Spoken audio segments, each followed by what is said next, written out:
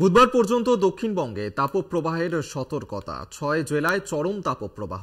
২ মেদিনীপুর, ঝাড়গ্রাম, বাঁকুড়া, পশ্চিম বর্ধমান ও বীরভূমে লাল সতর্কতা জারি। শহরের তাপমাত্রা ৪১ ডিগ্রি ছুঁই। সোমবার থেকে উপকূলবর্তী জেলাগুলিতে বৃষ্টিপাতের সম্ভাবনা।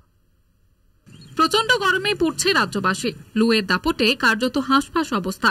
এরই মধ্যে দক্ষিণবঙ্গের ৭ জেলায় চরম তাপপ্রবাহের আভাস দিল আলিপুর আবহাওয়া দপ্তর।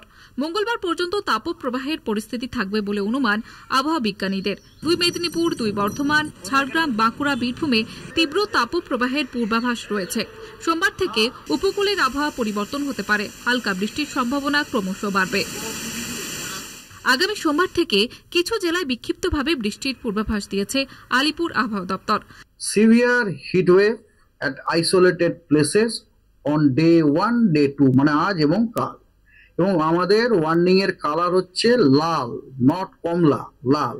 দক্ষিণবঙ্গের কয়েকটি জেলায় হালকা বৃষ্টি হতে পারে, তবে সেই বৃষ্টিতে গরম খুব একটা কমবে না বলেই জানাচ্ছে হাওয়া অফিস। বেসিক্যালি দেখুন, একটা ভাষা মেঘ তৈরি হয়েছে, সেটা হয়তো আগামী ২১ এবং ২২ তারিখে বিচ্ছিন্নভাবে কোথাও কোথাও বজ্রবিদ্যুৎ সহ বৃষ্টিপাত হতে পারে, কিন্তু বৃষ্টির পরিমাণ খুব সামান্যই হবে, কারণ জলীয় বাষ্প ভীষণই কম পরিমাণে ঢুকেছে। কিন্তু প্রচন্ড পাওয়ারফুল থান্ডার স্টর্ম হতে পারে এবং ২৭, ২৯ এই সময়টাতে কিন্তু অত্যন্ত বেশি পরিমাণে তাপমাত্রা বৃদ্ধি ঘটতে পারে এবং তার সাথে সাথে তীব্র তাপপ্রবাহ কিন্তু চলতে পারে।